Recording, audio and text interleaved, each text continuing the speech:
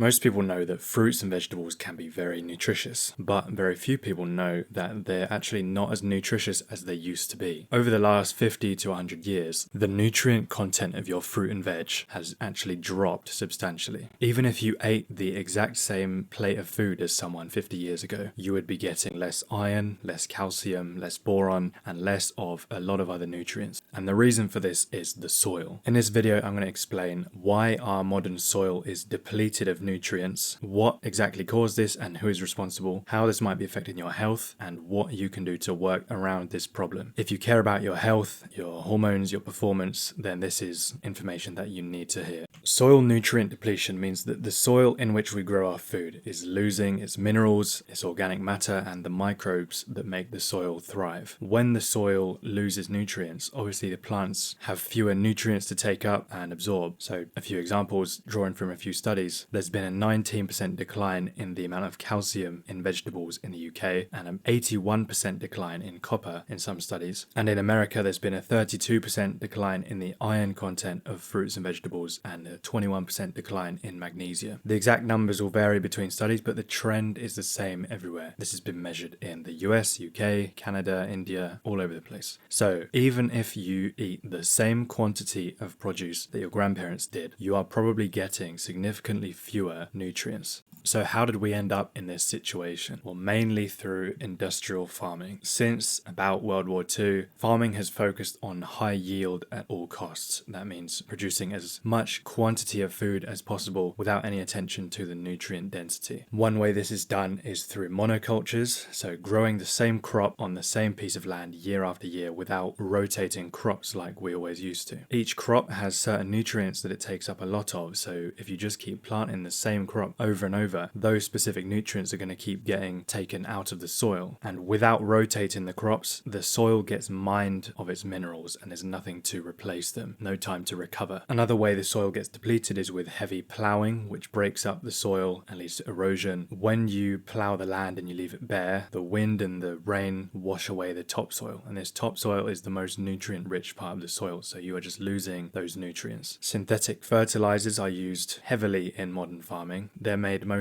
of nitrogen, phosphorus, and potassium, and they usually don't contain a lot of other important micronutrients that plants need, like magnesium, zinc, and copper. So these get ignored, and the soil ends up chemically imbalanced, and the plants become micronutrient deficient. Pesticides and herbicides also kill off soil microbes, and those microbes are actually very important for the health of the soil. And the modern crop varieties that are farmed today are often selectively bred to grow faster and much bigger, so they can produce as much volume of food as possible. But these big, fast-growing plants don't fill with an equivalent density of nutrients, so the plants are bigger, but their nutrient density is lower, and this is called the dilution effect. So these practices that I've just described, they all increase the amount of food you can produce from the same piece of land, but they damage the quality of the soil. And over time, the soil becomes depleted of nutrients. And of course, where do you think plants get their nutrients from if not the soil? So the plants become depleted of nutrients as well. So that all sounds terrible. Whose fault is it? First of all, big agriculture. They prioritized high yield, chemical-based farming to maximize profit without paying attention to long-term soil health. And the government as well, government subsidies often encouraged overproduction of a few crops like corn, wheat, and soy, again, without caring about the long-term soil health. Farmers would get paid by the acre, not by the nutrient density of the food that they were producing. The chemical and fertilizer companies, these companies sell billions of dollars in these products that can damage soil ecosystems. And lastly, the consumers. I can't really blame anyone for wanting cheap and convenient food, because that is what the market demands, and that is what will be delivered, even if that means depleting the soil and the nutrient density of our food. It's hard to support a large population without the enormous quantity of food that we currently produce, and that quantity is enabled by these kind of unsustainable farming practices. So what does this mean for you personally? It means that even if you eat well and you get some fruit and vegetables in your diet, you might still be lacking some micronutrients, and in fact most people are. And this can cause things like fatigue, poor recovery, low energy, a weaker immune system, low testosterone and fertility issues, mood disorders, poor bone health. All of this stuff requires micronutrients. You and me don't really have any control over the root cause of this situation, like the farming situation, but we can control what we eat and how we support our bodies.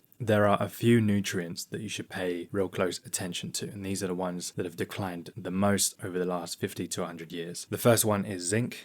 Zinc has seen one of the most severe declines over the years. About 1/3 to 1/2 of all of the arable soils in the world are deficient in zinc. Even small deficiencies in zinc can cause hormonal imbalances, like libido problems and loads of other problems. This is one mineral that I do recommend many people supplement, just a small amount, maybe 10 milligrams a day. You don't need a whole lot of it, but many people will benefit from supplementing zinc. And from food, you can get zinc from oysters, beef, and crab. Those are some very good sources. Iron is another one. Only supplement iron if you really need to. Definitely get your levels checked first. But if you do need to supplement, use iron bisglycinate and combine it with vitamin C to help with the absorption. But most people can get enough from food. You just have to know what to eat. There are some very good animal sources of iron like clams, beef liver, and oysters. And if you need plant options, you can go for things like spinach, lentils, and chickpeas. Another one is manganese. The decline of manganese is less severe than zinc or iron, but it's still significant. You can get manganese from things like mussels, brown rice, and pineapple. By the way, I'm getting all of these sources of each nutrient from my Ultimate Nutrition Guide, which I am constantly referring to personally whenever I need any information about micronutrients. Like if I get to the end of my day and I haven't had enough of some vitamin or mineral, I check my micronutrient cheat sheet in the guide and I eat whatever the best sources are. And all of these recommendations are based on the USDA food data, official quantities of all these nutrients in basically every food. So check out my Ultimate Nutrition Guide linked in the description. That will pretty much get you sorted for all of these nutrients. Boron is another one that is important for testosterone. Boron depletion is especially bad in arid or semi-arid regions. You can get boron by eating raisins, avocados, and almonds. Magnesium is a very important one that has dropped in lots of vegetables and grains because of leaching and lack of soil replenishment. About half of people in the West don't get their recommended daily amount of magnesium. This is one that I recommend pretty much everyone supplement at least a little bit. You can do 200 to 400 milligrams of magnesium every day, ideally in the form of glycinate, citrate, or malate. And if you want to get it from food, you can get it in pumpkin seeds, chia seeds, almonds, spinach, and cashews. And lastly, copper. One study in the UK found a 49% decrease in copper in the soil over 79 years. That is really substantial. You can get copper from beef liver, oysters, and dark chocolate.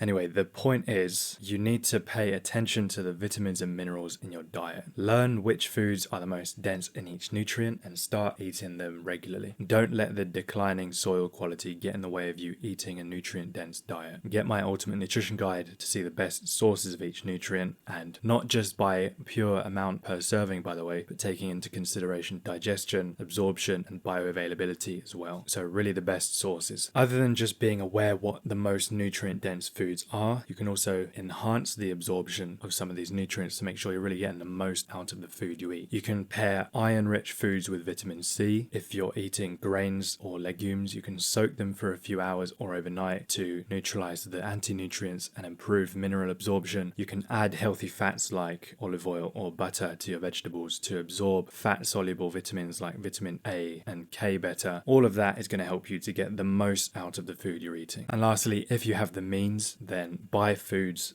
from farms that use sustainable farming practices like rotating crops, farms that prioritize soil health and biodiversity, maybe smaller scale farms. So that is the soil problem. The soil is being depleted of nutrients, which means you're being depleted of nutrients. Pay attention, make sure that you eat the foods that will give you the nutrients you need. If you want to read more about this soil problem, there's a really good paper on this topic, which I will link in the description. Again, my Ultimate Nutrition Guide will mean that you know exactly what you need to eat to get around this problem, so check that out below. Thank you for watching, and I will see you soon.